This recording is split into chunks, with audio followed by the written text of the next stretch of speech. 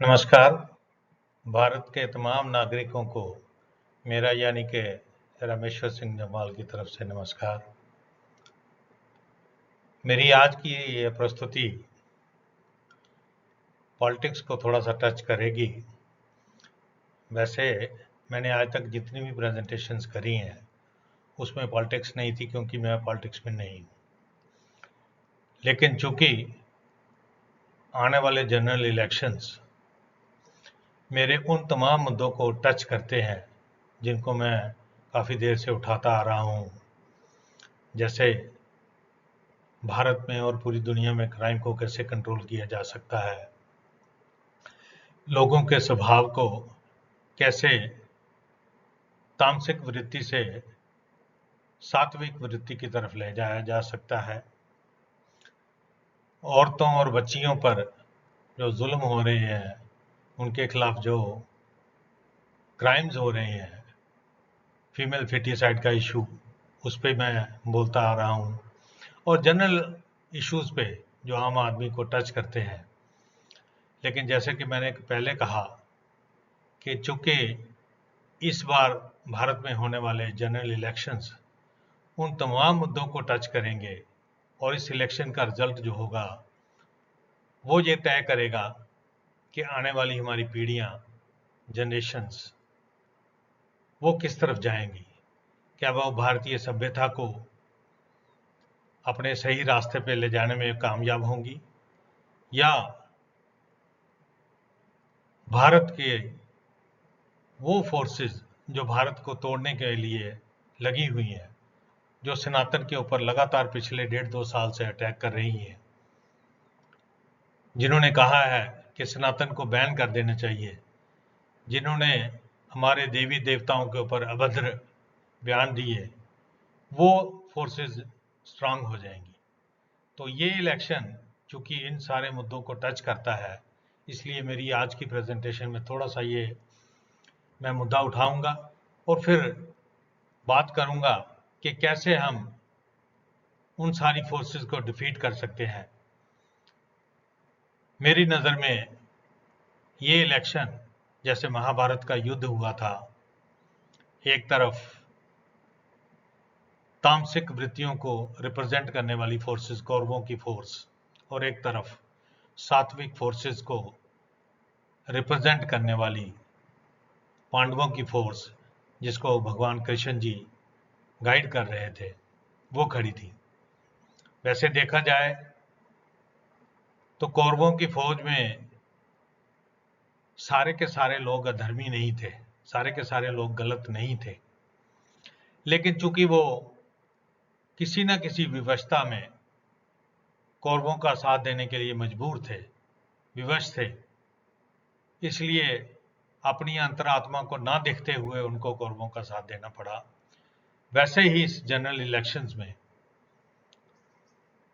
चाहे आप अपनी मर्जी से अपनी अंतरात्मा की बात माने, या अपनी पॉलिटिकल पार्टी जिसके साथ आप एफिलिएटेड हो, जिसके साथ आप जुड़े हुए हो, उसकी बात को मानकर चलें, ये आपको तय करना है कि आप किस रास्ते पे चलेंगे।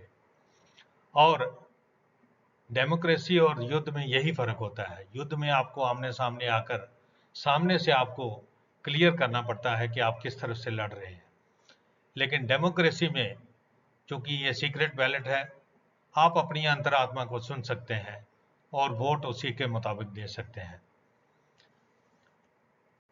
वैसे तो भारत में देखा जाए तो काफी सारे इश्यूज जो हैं, जब से भारत आज़ाद हुआ है उससे पहले के भी ये इश्यूज चल रहे हैं, लेकिन चूंकि ये आज़ाद भारत का इलेक्शन है तो मैं आज़ादी के बाद की बात करूंगा। अनएम्प्लॉयमेंट का इशू है, लाखों नौजवान शुरू से ही, चाहे कोई भी पार्टी किसी भी पार्टी को क्रिटिसाइज करे, लेकिन अनएम्प्लॉयमेंट का इशू हमेशा रहा है और आगे भी शायद रहेगा। इसी तरह से ड्रग्स का इशू जो आज नौजवानों को तबाही की तरफ ले जा रहा है, वो वाला इशू है हमारे सामने। करप्शन का इशू है कि कैसे करप्ट लीडर और करप्ट अफसर जो पैसा लोगों तक पहुंचना चाहिए वहां तक ना पहुंचने देकर अपने पास अपनी जेब में भर लेते हैं। औरतों के इश्यूज हैं, बच्चियों के इश्यूज हैं, फीमेल फिटिसाइड का इशू है, करोड़ों बच्चियां पैदा होने से पहले ही मार दी जाती हैं, औरतों को एम्पावर करने की बात है। तो ये सारे के सारे इश्यूज इलेक्शंस में सारी पॉलिटिकल पार्टीज उठाएंगी। हर पॉलिटिकल पार्टी अपने अपने तरीके से कन्विंस करने की कोशिश करेगी।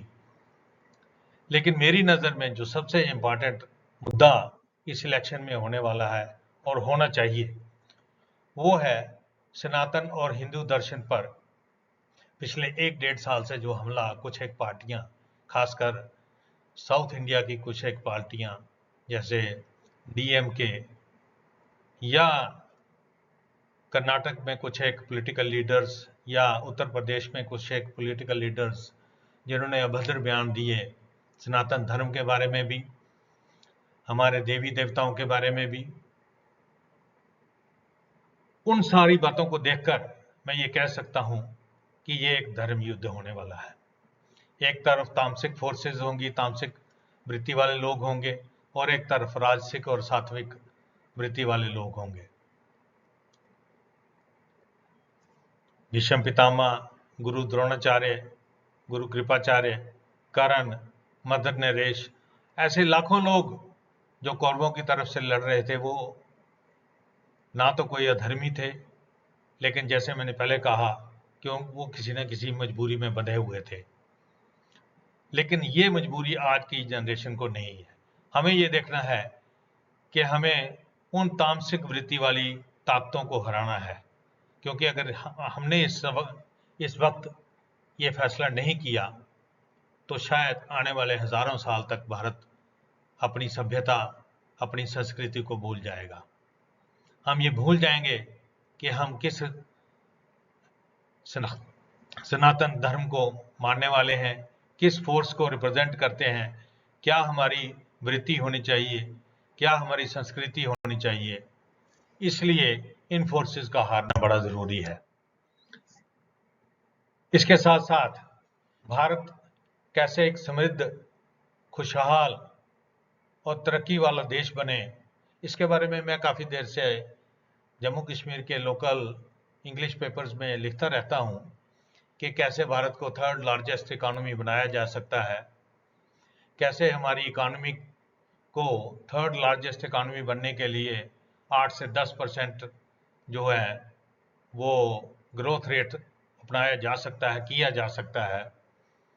इसके अलावा जो हमारे प्रधानमंत्री नरेंद्र मोदी जी ने मिशन 2047 भारत को दिया है, उससे उस वक्त तक या उससे पहले भी हम कैसे भारत को विकसित देश बना सकते हैं, इसके बारे में मैं लिखता रहता था। और यहाँ के हजारों लोग उन आर्टिकल्स को पढ़ते भी हैं, मेरे साथ कांटेक्ट भी करते हैं।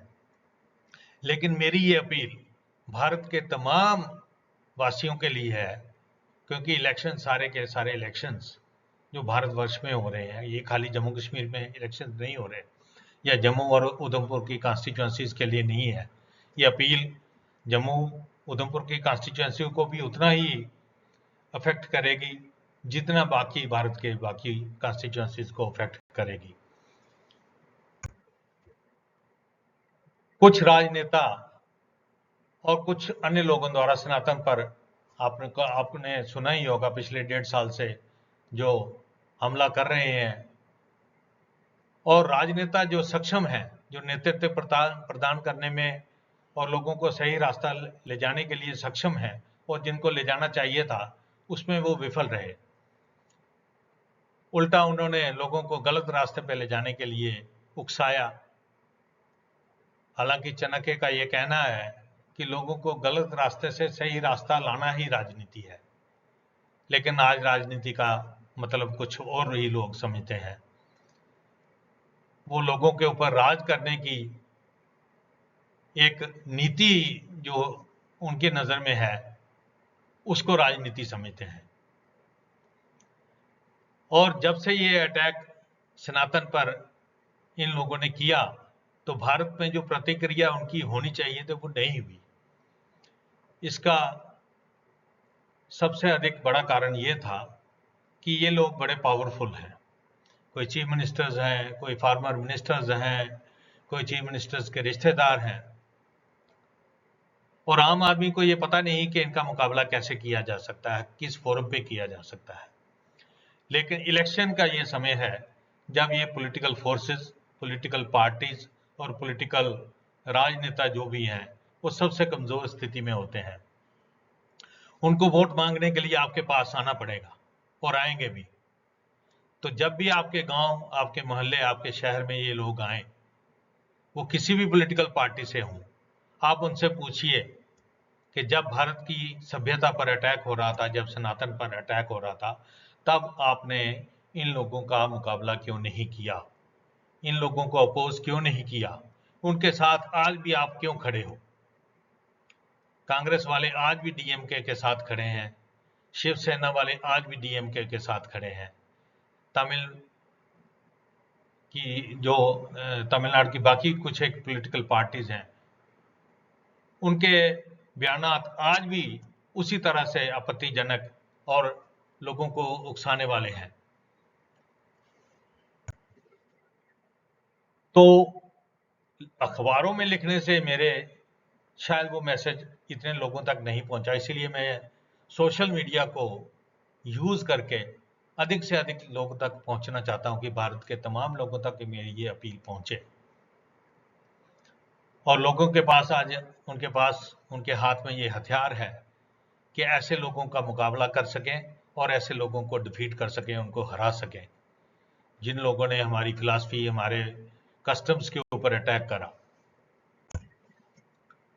अब भारतीय सभ्यता के ऊपर अटैक पिछले 1.5-2 साल से नहीं चल रहा, पिछले कुछ एक दशकों से एक खास वेस्टेड जो फोर्सेस हैं वो कल्चरल थ्रेट हमारे देश को पोज कर रही हैं ताकि हमारे कल्चर को वीक किया जाए, कमजोर किया जाए। उसमें सिनेमा भी आता है, टीवी के कुछ एक प्राइवेट टीवीज के कुछ एक सीरियल्स, सोशल मीडिया, इन सबको देख देख के लोगों की वृत्ति जो है वो राजसिक से तामसिक कन्वर्ट हो रही है। खासकर आने वाली जनरेशन जो यंग जनरेशन जो है वो तामसिक वृत्ति की तरफ जा रही है। तामसिक वृत्ति वाले लोग आगे भी थे। जब रावण का अंत हुआ या कंस का अंत हुआ तो भगवान राम और भगवान कृष्ण ने वहां के रहने वाले तमाम जो उनके साथी थे सबको नहीं मारा। जो लोग सिर्फ युद्ध करने आए थे खाली वो लोग मारे गए। उनकी बीवियां, उनके बच्चे, उनके सिविल सोसाइटी के मेंबर्स, वो सारे के सारे बच्चे बच गए थे। लेकिन उनकी वृत्ति जो थी वो तामसिक वृत्ति ही थी और वो बढ़ते बढ़ते आज करोड़ों की संख्या में शायद हिंदुस्तान में हो चुके हैं, भारत में हो चुके हैं। उन करोड़ों तामसिक वृत्ति वाली लोगों का मुकाबला करने के लिए जो अरबों की जो जनता है जिसकी वृत्ति सात्विक या राजसिक है, उन सबको एक फोरम पे इकट्ठा होना पड़ेगा। इसके अलावा भारत को बड़े सारे एक्सटर्नल थ्रेट भी हैं। हमारे आसपास के मुल्क, देश हमारे देश को तोड़ने के लिए कई सारे वेपन्स का यूज कर रहे हैं, जिसमें सोशल मीडिया, अखबार, टीवी और इनके साथ कुछ एक इंटरनल फोर्सेस भी जुड़ी हुई हैं जो भारत को टुकड़े टुकड़े जैसे करने वाले लोग इकट्ठे हुए हैं। उन सारे चीज़ों का मुकाबला करने के लिए हमें ज़रूरत है कि लोगों को सेंसिटाइज किया जाए। और खाली सेंसिटाइज नहीं करना, लोगों को ये पता होना चाहिए कि जब हम कहते हैं कि हमारी संस्कृति जो है बड़ी सुदृढ़ थी, बड़ी एडवांस थी, तो वो कैसे एडवांस थी। साइंस की जो थ्योरीज हैं उनके साथ उसका कैसे मिलन था, साइंस के साथ उसका कैसे हमारी संस्कृति ने साइंस को कैसे इस्तेमाल करके, यूज करके हमारे देश को एक नाम दिया और उसी संस्कृति को, उसी फिलॉसफी को, उन्हीं थ्योरीज को यूज करके वेस्टर्न पावर्स ने आज कहां से कहां अपने देशों को ले गए। लेकिन हम लोग अपनी साइंस को, अपनी संस्कृति को क्रिटिसाइज ही करते रहे।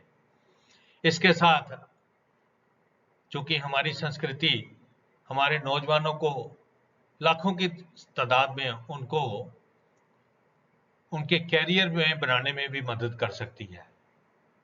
इस पे मैं बात करूंगा, कैसे हम मास बिहेवियरल इंजीनियरिंग प्रोग्राम यूज करके एक तो लोगों का कैरेक्टर चेंज कर सकते हैं, लोगों की वृत्ति चेंज कर सकते हैं, लोगों को पॉजिटिविटी की तरफ ले जा सकते हैं, और साथ में ही इसका दुनिया भर में एक्सपोर्ट करके इस कॉन्सेप्ट का आने वाले नौजवानों के लिए, आने वाली पीढ़ी के लिए एक कैरियर उनके लिए ऑप्शन हम बना सकते हैं। आप सबको पता है कि टेररिज्म, ड्रग्स या लेफ्ट विंग एक्सट्रीमिज्म, जिसको नक्सलिज्म का कहते हैं, और भी बड़ी सारी बुराइयां संसार में भी हैं, भारत में काफ़ी सारी हैं।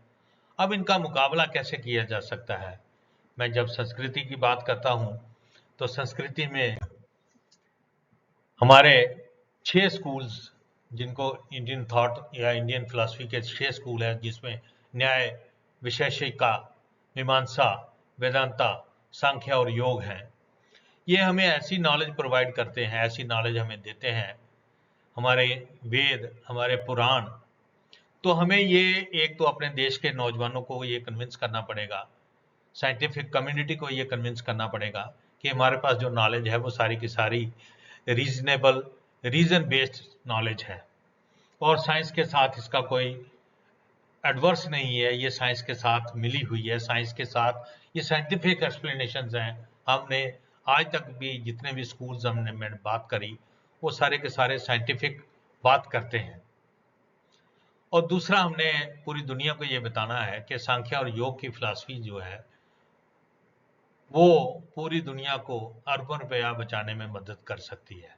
जब हम ये दुनिया को बताएंगे, दुनिया हमारी फिलॉसफी को यूज़ करेगी, तो हमारे लाखों बच्चे, हज़ारों बच्चे इस काम में उनका कैरियर बन सकता है।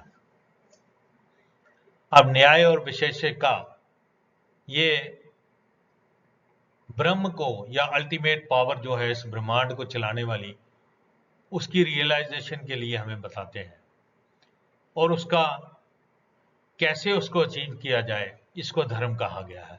तो जब मैं धर्म युद्ध की बात करता हूँ तो मेरा ये कहने का यही मतलब है कि उस ब्रह्म को कैसे हम प्राप्त करें, यही हमारा धर्म होना चाहिए और यही हमारा धर्म है।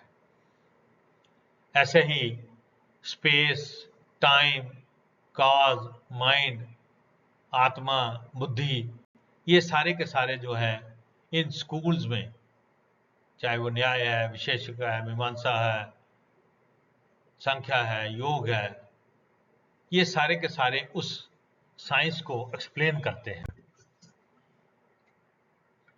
वैसे आज की मॉडर्न साइंस अगर देखें तो फिजिक्स या कॉस्मोलॉजी ये भगवान पे या अल्टीमेट पावर पे यकीन नहीं करते। उनका ये कहना है कि ये प्रकृति ने अपने आप इस ब्रह्मांड को पैदा किया, जिसको बिग बैंग थ्योरी कहा उन्होंने। उनके कहने के मुताबिक एक छोटे से एटम या एटम से भी छोटे से एक अणु में एक भयानक विस्फोट हुआ, और उस विस्फोट के कारण ये सारा ब्रह्मांड बन गया। ये ग्रह बने, ये सूरज बने, ये गैलेक्सीज बनी, और गैलेक्सीज में जिसमें पृथ्वी भी आती है, हमारा सूरज भी आता है, ये सारा ब्रह्मांड एक प्रकृति है। लेकिन ये प्रकृति है क्या, और उस प्रकृति की प्रकृति क्या है, ये ना तो आज तक फिजिक्स एक्सप्लेन कर पाई है और ना ही कॉस्मोलॉजी। 90% के करीब जो ब्रह्मांड जो है वो किस चीज से बना हुआ है, वो इनको फिजिक्स को आज तक नहीं पता। कोई डार्क एनर्जी कहता है, कोई डार्क मैटर कहता है, लेकिन उस डार्क मैटर के पास क्या, या उस बिग बैंग कॉन्सेप्ट में जो एटम था, उसके पास जीवन उत्पन्न करने की शक्ति थी या नहीं, ये इस फिजिक्स को नहीं पता। अब हम उस बिग बैंग थ्योरी को माने, जैसे भगवान कृष्ण ने जो रूप, अपना विराट रूप कुरुक्षेत्र में अर्जुन को दिखाया था, और ये बताया था कि कैसे इस ब्रह्मांड की उत्पत्ति बार बार वो परब्रह्म करता है, और बार बार उस ब्रह्मांड का अंत होता है और जीवन की उत्पत्ति होती है। तो ये चीजें जब तक हमें पता नहीं होंगी, और उसके पीछे साइंस क्या है, कैसे ये हमारी फिलॉसफी इसको एक्सप्लेन करती है, तब तक हम इन फोर्सेस का मुकाबला नहीं कर सकते। क्योंकि जो लोग सनातन पे अटैक करते हैं या हमारे धर्म को, हमारी संस्कृति को नहीं मानते, उनके पास उनके मुताबिक साइंटिफिक एक्सप्लेनेशंस हैं। उस साइंटिफिक एक्सप्लेनेशन का मुकाबला साइंटिफिक एक्सप्लेनेशन से ही किया जा सकता है, जो आज की प्रेजेंटेशन में मैं आपको बताऊंगा। क्योंकि सांख्या ये कहती है कि जो सारी चीज को एक्सप्लेन करता है उसको सांख्या कहा गया है। सांख्या पुरुष और प्रकृति के बारे में बताता है। योग जो है उस प्रैक्टिस के, उसको कैसे इस्तेमाल किया जाए और उसके द्वारा कैसे नॉलेज गेन की जाए, वो योग बताता है। ऐसे ही परसेप्शन, प्रत्यक्ष रूप, इन्फ्रेंस, अनुमान के साथ, या किसी टेस्टिमनी, ऐसे रिलायबल सोर्स से जिसकी इस फील्ड की पूरी नॉलेज हो, उन सोर्सेज के जरिए हमें ये नॉलेज प्राप्त हो सकती है। अब उस नॉलेज को गेन करना और उस नॉलेज को आगे आम आदमी तक पहुंचाना, यही आज की इस प्रेजेंटेशन का मकसद है। कैसे हमारे धर्म ग्रंथों में, मैं 2 स्टोरीज की सिर्फ बात करूंगा। एक बलराम जी की शादी जो रेवती के साथ हुई थी, और एक काल्यवान को जो मारा था मुचकुंद ने, भगवान कृष्ण जी के द्वारा रची गई लीला के जरिए। वो सारी theory of relativity, time dilation और डॉपलर्स इफेक्ट को एक्सप्लेन करती हैं। इतना समय नहीं है कि मैं इन कहानियों को पूरी तरह से एक्सप्लेन कर सकूं। फिर किसी दूसरी प्रेजेंटेशन में पूरा एक्सप्लेन करूंगा।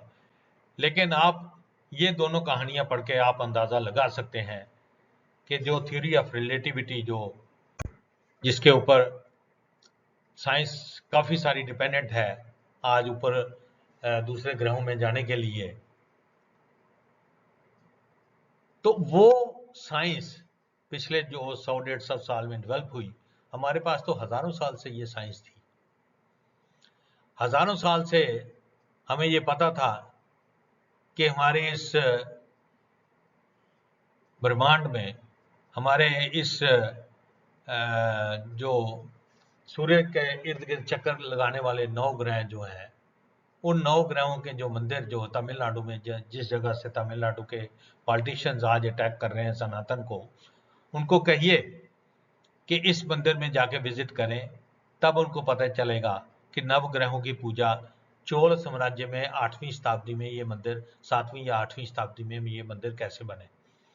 तब ना तो कोई टेलीस्कोप थी, ना कोई ऐसे दूसरे साइंस के यंत्र बने थे जिससे हमारे जो विशेषज्ञ थे, जो इस चीज को पढ़ते थे, उनको कैसे पता चला कि सूर्य के इर्द गिर्द चक्कर लगाने वाले जो ग्रह हैं वो 9 है। और जैसे कि हमने कहा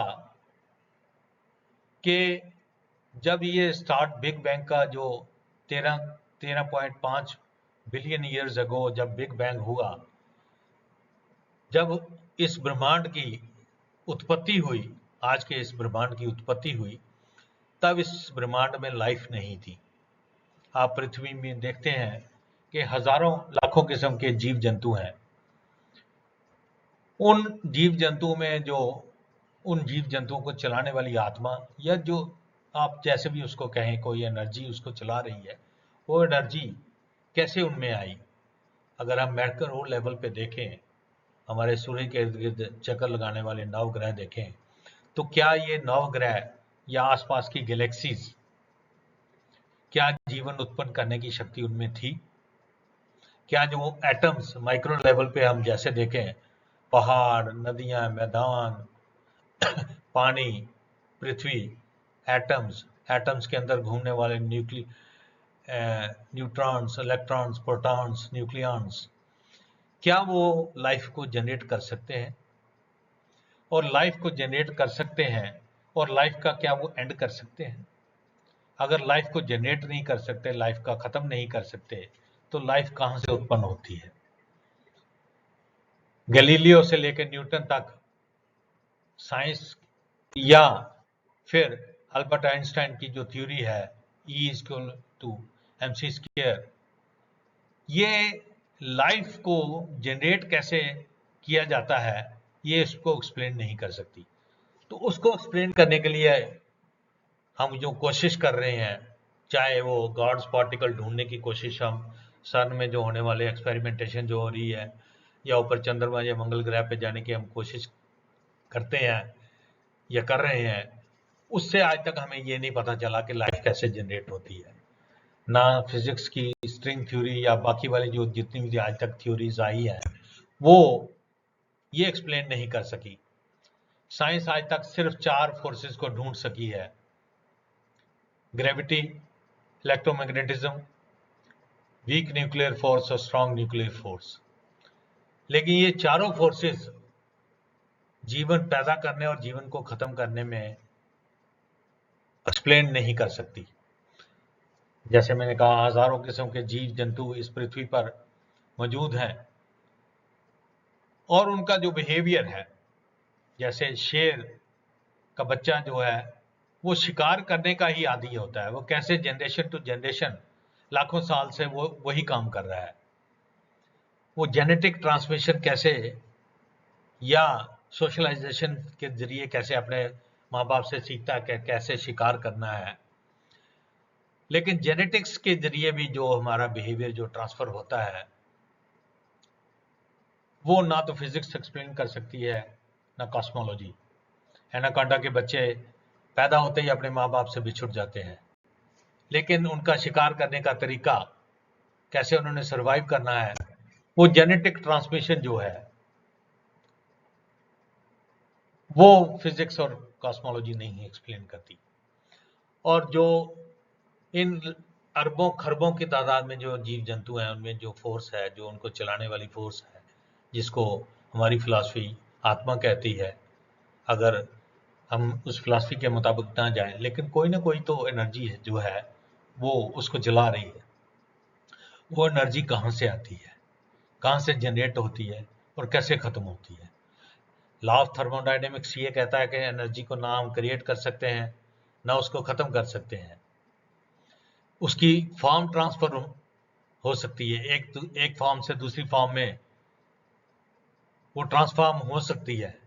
लेकिन ये जो एक जीव जंतु की मृत्यु के बाद उसकी जो आत्मा, उसकी जो एनर्जी जो दूसरे उसके बच्चों में जाती है या किसी और फॉर्म में चली जाती है, किसी और शेर की मृत्यु के बाद, ये जरूरी नहीं है कि शेर का बच्चा ही पैदा होगा, वो इंसान भी पैदा हो सकता है, वो कोई और जानवर भी बन सकता है, वो पक्षी भी बन सकता है।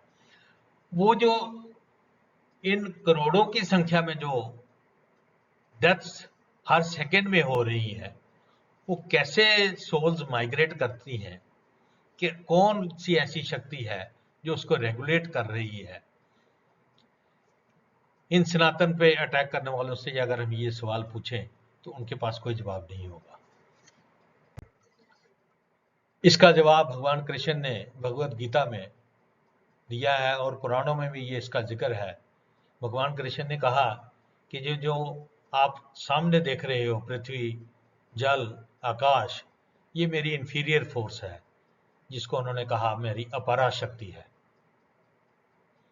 और ये जो आत्मा और परम आत्मा, इसको पराशक्ति कहा गया है।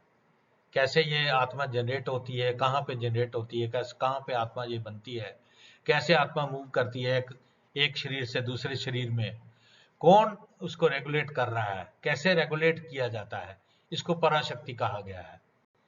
तो जिन लोगों ने भगवत गीता नहीं पढ़ी उनको क्या पता कि भगवत गीता में क्या ज्ञान दिया गया है। सिर्फ भगवत गीता या रामायण को क्रिटिसाइज करने से उनकी जो सच्चाई जो है उसको झुटलाया नहीं जा सकता। 6 फोर्स इन कॉस्मोस मैंने किताब जो लिखी थी, मैं उसमें नहीं जाऊंगा, उसमें इसी बात को एक्सप्लेन किया गया है। लेकिन सांख्य फिलॉसफी ये बताती है कि कैसे पुरुष और प्रकृति का जब मिलन होता है तो बुद्धि का उत्पन्न होता है। अब हर एक इंसान में, हर एक जानवर में अलग अलग किस्म की बुद्धि, हर एक मात्रा उनकी डिफरेंट है, और कैसे उस बुद्धि से ईगो उत्पन्न होती है, हमारा अहम उत्पन्न होता है, हमारा माइंड, जिसको हम माइंड कहते हैं, वो कैसे उत्पन्न होता है, 5 जो ज्ञानेंद्रियां, 5 कर्मेंद्रियां कैसे उत्पन्न होती हैं, कॉग्निटिव सेंसेस या उनको एक्टिव इंस्ट्रूमेंट्स जो उन कॉग्निटिव सेंसेस को फील करने वाले, वो कैसे उत्पन्न होते हैं, और मृत्यु के बाद हमारी बुद्धि कहाँ जाती है, हमारे जो इंप्रेशंस हमने जो पूरी उम्र गेन करे हैं वो कहाँ जाते हैं, आत्मा कहाँ जाती है, ये सारी बातें जो है वो सांख्य फिलॉसफी बताती है। हमारा जो स्वभाव है, हमारी जो वृत्ति है, तामसिक वृत्ति, सात्विक वृत्ति या राजसिक वृत्ति, क्या प्रकृति हमें देती है या हमें हमारा पालन पोषण हमें ये प्रवृत्ति देता है? और अगर हमारा पालन पोषण हमें ये प्रवृत्ति देता है तो उस पालन पोषण को कैसे बदला जा सकता है ताकि हमारी प्रवृत्ति ठीक हो, ताकि इस संसार में ठीक सोच रखने वाले लोग हों।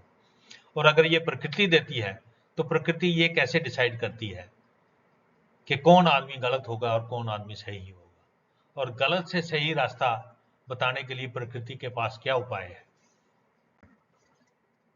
इसलिए हमें यह समझना पड़ेगा कि प्रकृति की प्रकृति क्या है, नेचर का नेचर क्या है। गैलेक्सीज, प्लैनेट्स, हवा, पानी, एटम, सब एटॉमिक पार्टिकल्स, जब तक इनका नेचर हम ये नहीं समझेंगे कि ये कैसे जनरेट हुए और कैसे लाइफ जनरेट हुई। डार्विन की जो एवोल्यूशन थ्योरी जो उन्होंने दी, जिसके मुताबिक बड़ी सारी दुनिया ये यकीन करती है कि शायद हम बंदरों या चिंपैंजियों की औलाद है, या मेरे किचन में जो कॉकरोच बैठा हुआ है शायद वो मेरा पूर्वज है। लेकिन अगर हम बंदरों या चिंपैंजियों से पैदा हुए होते और हमारी बुद्धि में और उनकी बुद्धि में, जीनोम में सिर्फ 2% का ही अगर अंतर है, तो आज लाखों बंदर या लाखों चिंपैंजी इस पृथ्वी पर क्यों है? वो सारे के सारे इंसान क्यों नहीं बन गए? किसने उनको इंसान बनने से रोका? और जो काम बंदर आज से 10 करोड़ साल पहले जो काम कर रहा था, वो आज भी वही काम क्यों कर रहा है? एक शाख से दूसरी शाख पे छलांगे क्यों मार रहा है? अपने बच्चों के लिए घर क्यों नहीं बना सका? और हमारी यात्रा देखिए हम कहां से कहां पहुंच गए। और हमारी जो फिलॉसफी जो है, सनातन फिलॉसफी, यही कहती है कि इंसान की जो एक इंसान जो है वो एक डिफरेंट स्पेशीज है, वो बंदरों, चिंपैंजियों या कॉकरोचों से नहीं बना है। जानवरों, पशु पक्षियों या कीटाणुओं की प्रकृति और प्रवृत्ति डिफरेंट है, उनकी स्पेशीज डिफरेंट है, और इंसान की स्पेशीज डिफरेंट है, जिसको अधिदेव, अधिभौतिक और अधिदैविक कहा गया है। ये कॉन्सेप्ट हमारे ग्रंथों में लिखे हैं। और देखिए इंटेलिजेंस में फर्क, कैसे आइंस्टाइन ने कहां से दुनिया को कहां से कहां पहुंचा दिया और चिंपैंजी कहां से कहां रह गया। और ये बुद्धि हमें देता कौन है? क्या प्रकृति देती है? क्या ये पहाड़, नदियां हमें बुद्धि देते हैं, या हमें माँ बाप हमें हमारी बुद्धि देते हैं? अगर माँ बाप से हमें बुद्धि मिली होती तो जब 2 बच्चे या 3 बच्चे या 4 बच्चे या 5 बच्चे एक साथ पैदा होते हैं तो उन 4 बच्चों की बुद्धि अपने माँ बाप से 1/4 होनी चाहिए थी ना, लेकिन ऐसा नहीं है।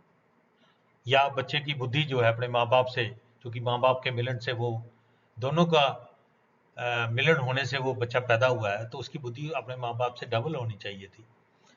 लेकिन आप किसी भी साइंसदान का नाम लेके देखिए, ना उसके माँ बाप का हमें पता है, ना उनके बच्चों के बारे में पता है। उनकी बुद्धि में विशेषता जो आई वो कहाँ से आई? वो सांख्य फिलॉसफी हमें बताती है कि जब प्रकृति और पुरुष का मिलन होता है और हमारे संस्कार जो होते हैं वो डिसाइड करते हैं कि हमें कैसी बुद्धि मिलेगी और कितनी बुद्धि मिलेगी। रामचंद्र जी का जिक्र हम करते हैं, कुछ लोग क्रिटिसाइज भी राम जी को कर रहे हैं, लेकिन मैं अधिकतर लोग भगवान राम को इस देश में आइडियल मानते हैं। राम राज्य को एक आइडियल फॉर्म ऑफ गवर्नेंस माना जाता है। लेकिन राम जी में जो विशेषताएं थी, गुण थे, वो आज के मनुष्य में क्यों नहीं है?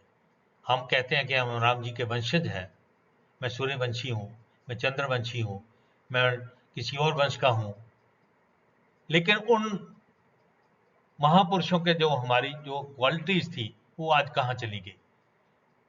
क्यों आज इंसान गलत काम करने पे तुला हुआ है?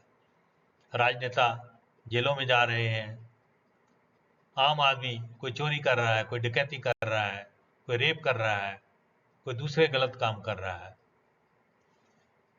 उस प्रवृत्ति को क्या हम चेंज कर सकते हैं? उस रीट्रांसफॉर्मेशन को करने के लिए हमारी संस्कृति ही काम आएगी। वेस्ट की कोई थ्योरी, कोई कंसेप्ट, ना फिजिक्स ना केमिस्ट्री आपको जो रीट्रांसफॉर्मेशन आपका करेक्टर है वो नहीं कर सकती। वो आपको चांद पे ले जा सकती है, आपको सूर्य के पास ले जा सकती है, आपको मंगल ग्रह पे ले जा सकती है, लेकिन आपका करेक्टर नहीं बदल सकती। करेक्टर को बदलने के लिए भारतीय संस्कृति की जरूरत है। हमारी बुद्धि कैसे बदलती है, कैसे बदली जा सकती है?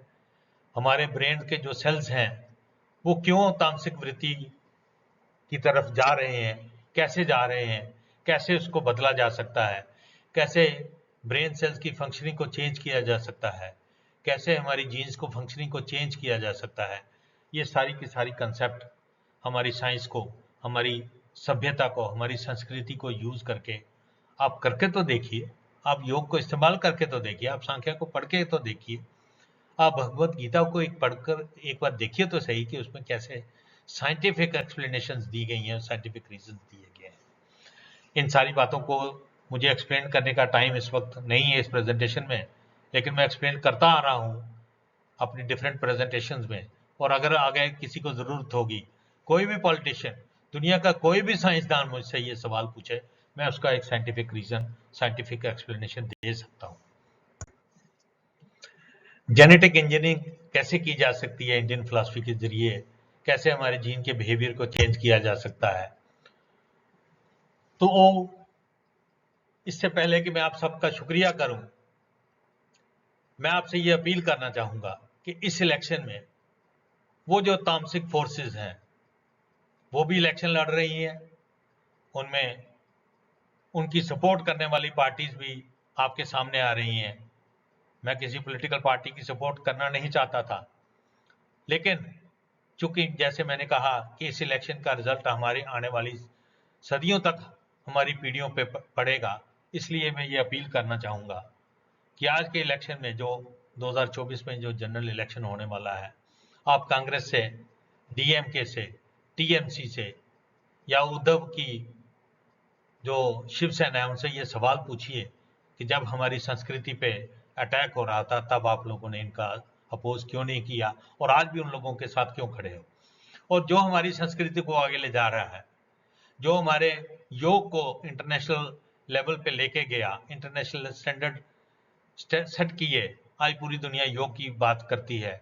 ऐसे ही हमारे देश को उन्नत बनाने की जो बात करने वाले हमारे प्रधानमंत्री नरेंद्र मोदी जी, आपने उनको देखकर उनके जो कैंडिडेट्स हैं उनकी सपोर्ट करनी है। हो सकता है हमारी कुछ शिकायतें हों अपने लोकल कैंडिडेट के साथ, हमारी गली नहीं बनी, मेरे बेटे की ट्रांसफर नहीं हुई, हमें मुफ्त बिजली नहीं मिली, मुफ्त पानी नहीं मिला, लेकिन ये छोटे छोटे इंटरेस्ट हमें छोड़ने पड़ेंगे। अगर हम बड़ी बात करना चाहते हैं, इस मुल्क को बड़े लेवल पे देखना चाहते हैं, इस मुल्क को तरक्की शुदा देश देखना चाहते हैं, 2047 तक इसको एक डेवलप कंट्री देखना चाहते हैं जिसमें कोई गरीबी नहीं होगी, जिसमें लोगों को नौकरी के लिए आगे पीछे दौड़ना नहीं पड़ेगा, हम पूरी दुनिया में सर ऊंचा करके चल सकेंगे, तो हमें नरेंद्र मोदी का इलेक्शन उनको जिताना पड़ेगा, इस इलेक्शन में उनकी सपोर्ट करनी पड़ेगी।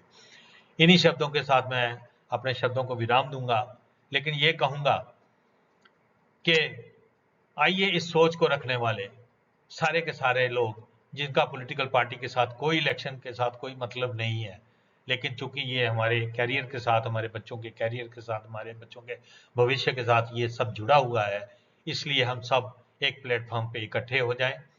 इस इलेक्शन में भारतीय जनता पार्टी या एनडीए के पार्टनर्स को जिताएं ताकि हमारा देश आगे बढ़ सके, हमारे बच्चे आगे बढ़ सकें, उनका फ्यूचर समृद्ध, सुदृढ़ और सक्षम हो सके।